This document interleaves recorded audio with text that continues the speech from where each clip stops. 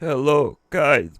I have no name, but today you can call me Sandy, the Kickstarter Bunny. I'm here today to announce our very special Kickstarter project. We call it Half-Assed the Game. Let's be honest, most Kickstarter video games suck. This is because artists who think they don't need a goddamn project manager, director, or otherwise try to do it themselves and completely fuck it up. You know that old cliche about letting artists do whatever they want and getting nothing? It's fucking true. They can't manage themselves, otherwise this stupid fucker would be making comic books instead of making stupid videos with a talking rabbit. So, we decided that since nobody else seems to feel the need to keep a project manager, neither do we. So, we're going to make a fuck ton of promises and give no reasoning as to how we are going to fulfill them. It's a hellish nightmare child of pre-orders.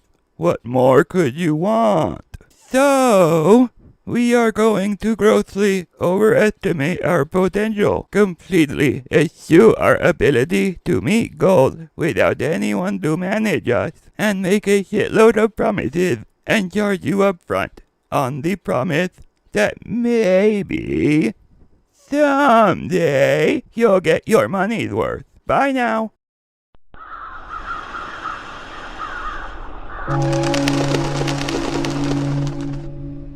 It's always a shitty thing having to talk about games that are in an incomplete state, and make no mistake, even though it's stated nowhere on their Steam page, Slain is incomplete. It's a beta, it's probably an alpha, but it's not finished. Starting up the game gives you a splash screen saying that if you're unhappy with the current state, feel free to get a refund, and that's really cool of them. But the fact that it's not finished and nowhere does it say so on the store is a goddamn problem. What's even worse about the early state is that there is already an $8 DLC available. This is a problem. I am more than willing to understand the plight of having a Kickstarter go a little south and having to go to market early to help fund the rest of the development, but let's make one thing perfectly clear. If you're willing to charge money at a storefront for your game, then you're ready for it to be criticized as a product. So let's take a look at the heavy metal adventure, Slain. Things that bother you never bother me. I feel happy and fine, ha-ha! Living in the sunlight, loving in the moonlight, having a wonderful time.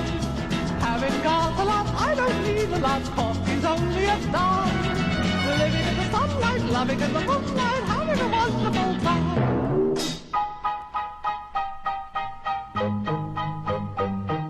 Just say goodbye. Slain comes to us from Wolf Brew Games, a company I'd never heard of with a game I'd never heard of until I got bored and typed heavy metal games into Google. It's billed as a heavy metal inspired combat with puzzle elements and gore galore, stunning visuals and true old school gameplay with classic arcade combat accompanied by the most metal soundtrack you've ever heard. And I take umbrage with a lot presented by that description. First and foremost, it is an old school style platformer. Inspired by the 2D side-scrolling Castlevania games, it's a 16-bit game set in a 32-bit world. The game from the most basic design concepts is a fucking mess. Our protagonist, cleverly named Bathorine, is just an absolute mess of pixels. It's one thing to make a pixel art game, but you have to know what you're doing, and the heavy stylization of the simplistic design is a downright eyesore. And can we talk about that name for a moment? Heavy metal inspired is one thing, but naming your character after a black metal band and just adding an N to the end? With the long hair bearded look, why not just call him Amon Amarthus? Seriously, this is sophomoric character design. Now our main character may look messy as hell, but we can make him out. He looks like a metalhead and he is animated very smoothly, which unfortunately stands out like a raging goddamn erection when set up against the incredibly choppy animations of the enemies and the insanely smooth animation of the elevator cogs. Seriously, it looks like half of the game is running at a different frame rate than the rest. And speaking of pixel art, there is some fantastic pixel art in the game. Unfortunately, a great deal of it is over-designed and just looks like it was drawn in mud. It sits even worse when compared to the fact that half of the art isn't even pixel pixel art. It's like taking Simon Belmont from the first Castlevania and putting him in Symphony of the Night. The art isn't mixing well with itself, and everything looks out of place in comparison to the rest. For the most part, the game's world designs are very well made. A lot of the time looking at the background is just as nice as the foreground, but the last segment is entirely empty and just goes to show what's missing in the game. It's entirely undynamic, there is no difficulty to any platforming, and you rarely ever have to deal with differing heights and platforms. Most jumps are just over small gaps that insta-kill you, it's incredibly boring, and levels are filled with tiny paths that contain nothing. Backgrounds are stock and have nothing going on aside from basic scrolling, and the foreground is little more than busy more often than not. To describe the game as over-stylized is to say that World of Warcraft is a little colorful. What would a heavy metal game be without stylization? But it gets to the point where conflicting light sources, shadows, and simply ugly art textures make it impossible to see what's going on. One of the first levels is set inside a tower that is constantly dripping blood and filled with bright-ass lights situated right next to heavy shadows. Let's face it,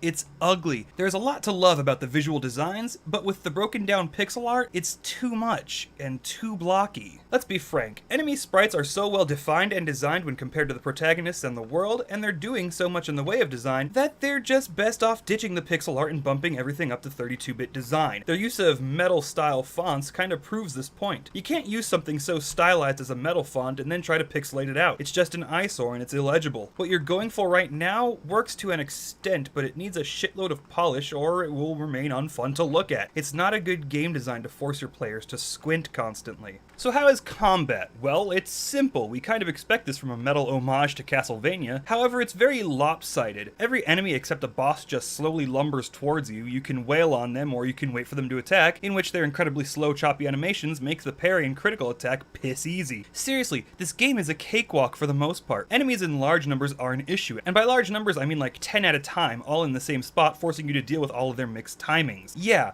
artificial garbage difficulty reigns supreme in this game. When you aren't waiting for an enemy to swing at you so you can time your block, you're having to reflect their projectile by hitting it. That's it. End of list. You have a magic attack, but it's only really useful for killing the flying enemies that run back and forth. It's easy as hell until they make you deal with random bullshit.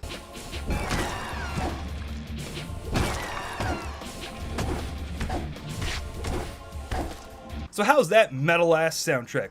Well, it's a lot like the background designs, entirely undynamic. It's made up of what appear to be minute-long riffs that just loop. They're very simplistic, never becoming more complicated or bombastic than anything Five Finger Death Punch or Disturbed puts out. It's weak, and worse, it's forgettable. Some levels have transitions between segments where the music changes, but it just swaps tracks rather than having a smooth transition into a similar tune with new concepts added in. Look, if you want to make a game inspired by all the wonderful types of metal, your soundtrack has to be dynamic as fuck. It has to have the full bombast of the greatest artists out there. Each track has to stand out, be memorable, and rock like hell. Sadly, they do not. The game has a long way to go, an extremely long way to go. World design is on a very good track, but its use and level design are incredibly lacking. Music and art direction need a fuckload of work, you need more dynamic music, and you need to pick a bit style for your game and stick to it. Go 32-bit, it's going to look fucking awesome. This game is in an incredibly rough state, and it's going to take a lot of work to prove that the project is worth the time and money already invested, not to mention any more to come.